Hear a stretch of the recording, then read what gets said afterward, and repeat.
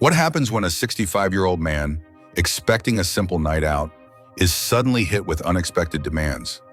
For Bob, a retired teacher, a blind date with Julie, a confident 52-year-old woman, turned out to be much more complicated than he imagined. At first, Bob thought it would be an easy dinner, casual, no pressure, but as the night went on, Julie started laying out serious, non-negotiable expectations for the relationship. She wasn't looking for just any casual connection. Bob quickly realized that dating after 50 isn't what it used to be. For many older adults, what they expect from a relationship changes. And if you're in the same boat, feeling like the rules have shifted or dating has become more challenging, you're not alone. It's tough when things aren't as simple as they once were, but it's something we all face. If you've ever felt overwhelmed by the pressures of dating later in life, stay with me. I'll help you navigate these changes and figure out how to handle the new challenges that come with it. Number 1, the setting of the date. Bob was 65, and after 5 years of being widowed, he had finally decided to dip his toes back into the world of dating. It wasn't that he was in a rush, but the idea of companionship was something he had missed. He wasn't looking for anything too complicated. A simple conversation, a good cup of coffee, and maybe a few laughs. That's all he hoped for. He'd met Julie online, and their conversations had been light and easy. They seemed to share a few hobbies, like a love for gardening and vintage books, so he felt optimistic about their first meeting. They chose a cozy cafe with soft lighting and comfortable chairs, a place where they could talk without distractions. Bob arrived a little early, the excitement mixed with a slight nervousness. He hadn't dated in years, so this felt like uncharted territory. He was cautious, but hopeful. When Julie arrived, she had a warm smile, and they greeted each other with an easy handshake. For a moment, everything seemed perfect. They exchanged small talk, both of them laughing about a book they'd both read, and Bob could feel himself relaxing. The conversation was flowing, and Julie was easy to talk to. It was just what he had been hoping for, simple, lighthearted, and comfortable. But as the coffee cups emptied and the conversation continued, Bob began to notice something. Julie wasn't as interested in casual chatter as he had expected. She was more direct, asking him questions about what he was really looking for in a relationship. She wasn't shy about sharing that she had clear expectations. She wanted someone to share her life with, someone who was ready to be more than just a companion for coffee dates. At first, Bob didn't quite know how to respond.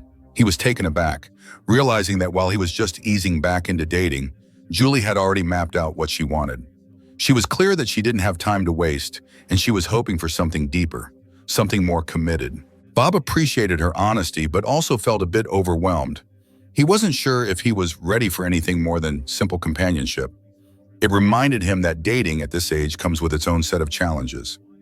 Many older adults have life experience, preferences, and even baggage that shape what they want out of a relationship. Bob, for instance, had spent many years with his late wife and didn't want to rush into something that wasn't right for him. Julie, on the other hand, had been single for a while and knew exactly what she wanted.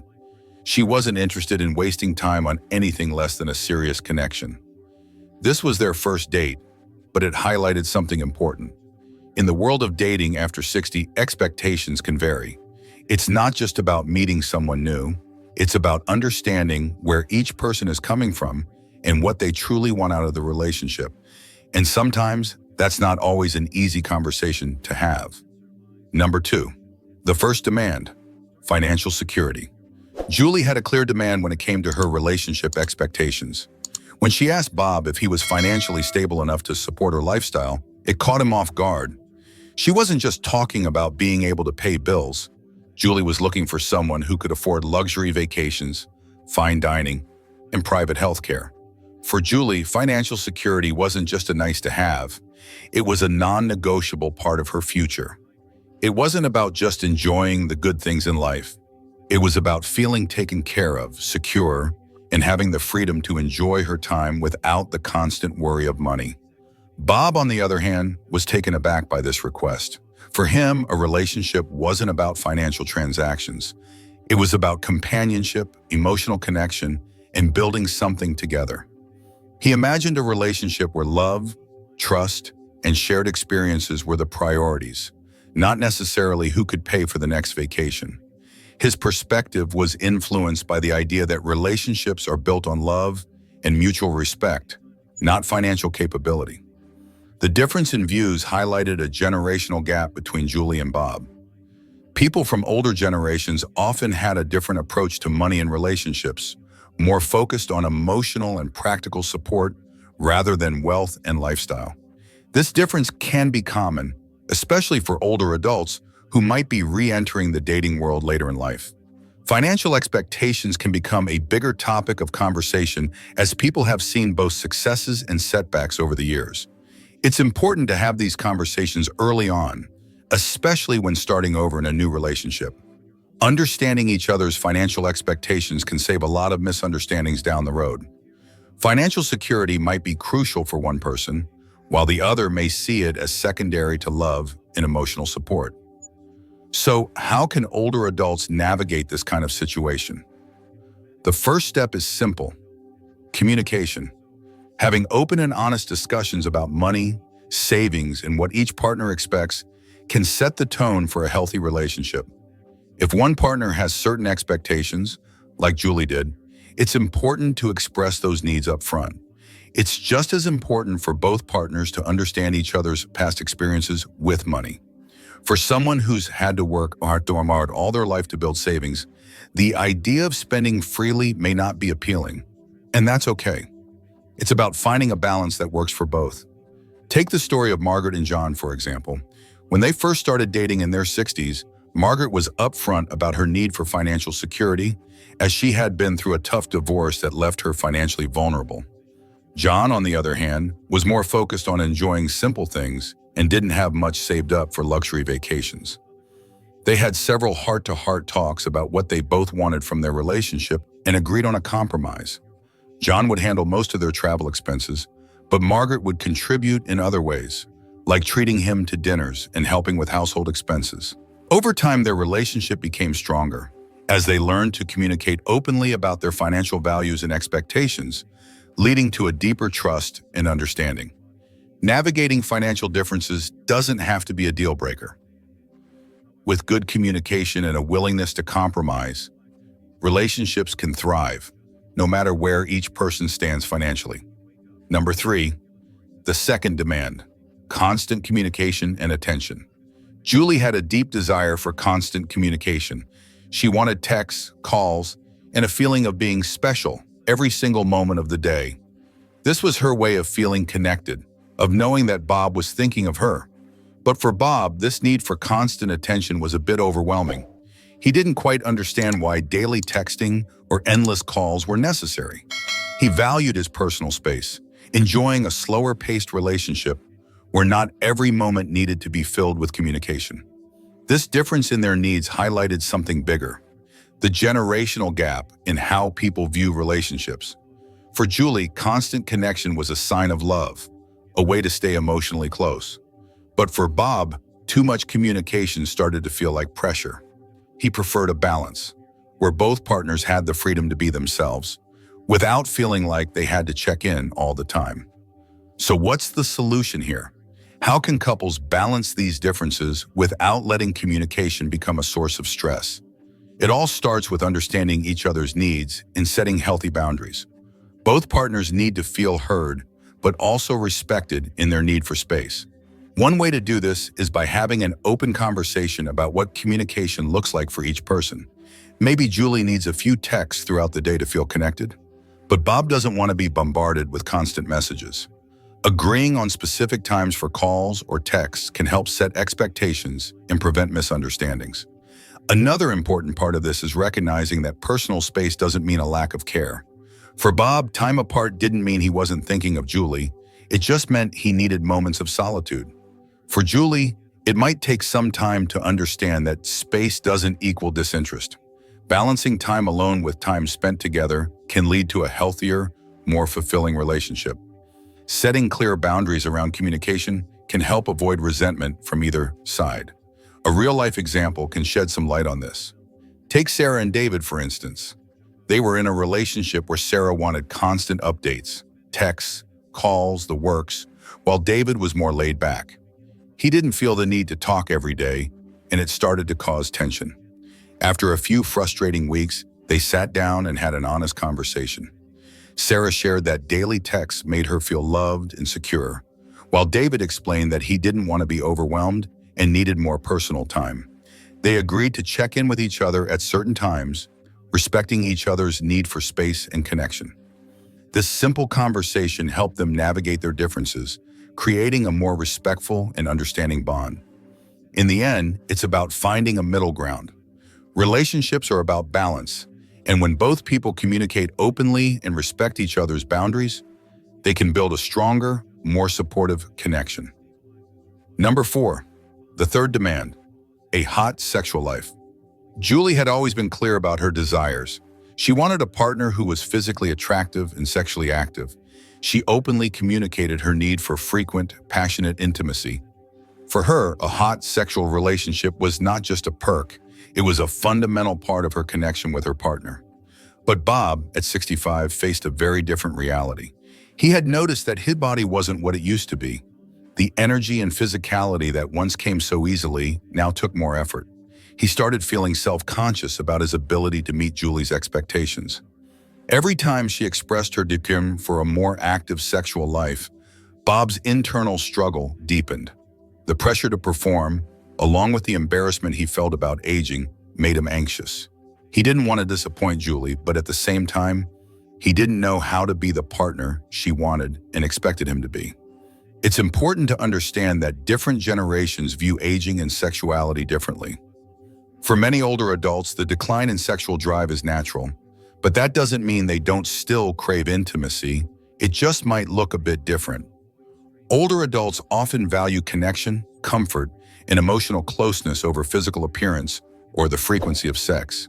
However, this shift in perspective can be difficult for those who grew up in an era where sex was seen as a sign of youth and vitality. The truth is, there's no one-size-fits-all approach to intimacy, especially as we age. The key here is open, honest conversations about physical needs and limitations. For couples like Bob and Julie, discussing what intimacy means for them in this stage of life can help bridge the gap between expectations and reality. Physical intimacy doesn't always have to mean frequent sex. It can also be about emotional closeness, physical touch, or even just sharing time together. A loving connection can be nurtured in many ways, whether through holding hands, cuddling, or simply being there for each other. Take, for example, the story of Claire and Tom. They've been together for over 40 years, and as they've gotten older, their physical relationship has changed. Tom's health issues made it harder for him to engage in sex the way they used to, and Claire was initially frustrated. But after many conversations, they realized that their intimacy could be more than just physical.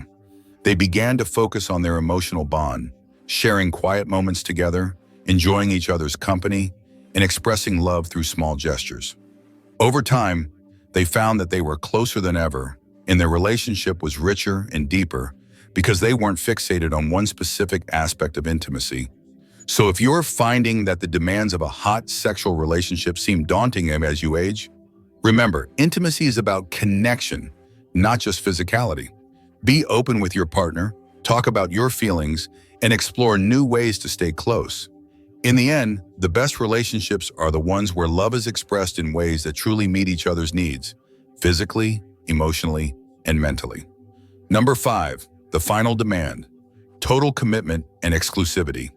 Julie had a clear demand for exclusivity in her relationship with Bob.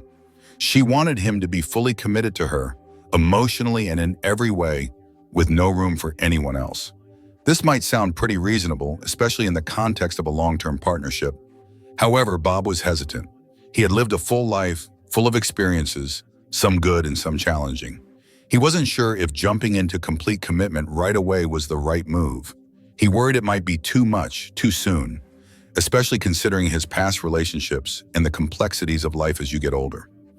This situation brings us to an important point: boundaries.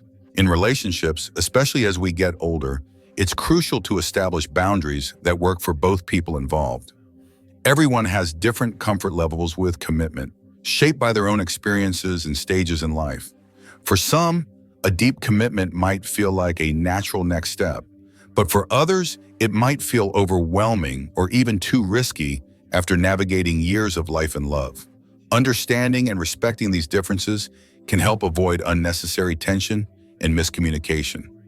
One key tip for navigating serious relationships later in life is to take things slow. There's no rush to jump into anything if you're not both ready for it. All in communication is everything. It's important to talk about what exclusivity means to each person and when they feel ready to take that step. If one person is not ready, that doesn't necessarily mean the relationship is doomed. It simply means there needs to be a bit of patience and understanding. Relationships are not one size fits all, and that's okay. A real-life example of this can be seen in the story of Mark and Julie. They met in their late 50s, both with past relationships that shaped their views on love and commitment. In the beginning, neither of them was eager to dive straight into an exclusive long-term commitment. They enjoyed spending time together and building a connection, but they also communicated openly about their boundaries. Over time, as they got more comfortable, they gradually took steps toward deeper commitment. They didn't rush things, and they made sure they were on the same page every step of the way. Years later, they're happily married with a relationship that feels secure and balanced because they took the time to grow together. In relationships, especially later in life, it's important to remember that commitment doesn't have to be rushed. Everyone's pace is different, and that's completely okay. So if you find yourself in a similar situation, remember, it's okay to take your time, set your boundaries, and build your relationship at a pace that feels right for both of you. If you've ever been caught off guard by a date's expectations, or if you're currently navigating relationships later in life, hit that like button and share your experience in the comments below. And don't forget to subscribe for more life tips. In this story, we saw a woman set 4 clear demands in her relationship: financial security, constant communication, an active sexual life, and exclusivity. These are all very reasonable expectations, and they reflect her desire for a balanced and fulfilling partnership.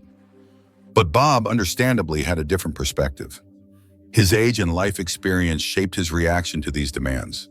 He may have seen things through a more traditional lens, focusing on stability and practicality rather than the emotional and physical needs she was expressing. It's a reminder that our life stage, our personal experiences, and the way we view relationships can greatly influence how we approach dating and in love. So what can we take away from this? First, it's important to remember that no matter your age, it's essential to communicate openly about what you need and want in a relationship. The key to any fulfilling partnership is mutual respect and understanding. This means taking the time to really listen to each other and work together to meet those needs without compromising your values. And here's a little encouragement. Relationships can absolutely thrive at any age. Don't let anyone tell you otherwise. Whether you're looking for a partner or navigating an existing relationship, remember that your needs are just as valid as anyone else's. Keep an open mind and don't be afraid to communicate your boundaries. Every relationship is unique, and it's up to you to shape it in a way that feels right. Reflect on your own dating experiences. Have you ever been in a situation where your needs weren't being met? How did you handle it? Share your thoughts with us. We'd love to hear about how you've successfully navigated tricky relationship moments. The more we share, the more we all learn from each other. If you've learned something valuable today or just enjoyed this story, please share it with your friends. We'd love to hear your thoughts in the comments. And remember, no matter your age, it's never too late to find the relationship that works for you. Thank you so much for watching today's video. We hope you found it helpful, and we'll see you in the next one. Don't forget, the best chapters of your life are still ahead. Make sure to subscribe for more relatable and inspirational stories. Take care.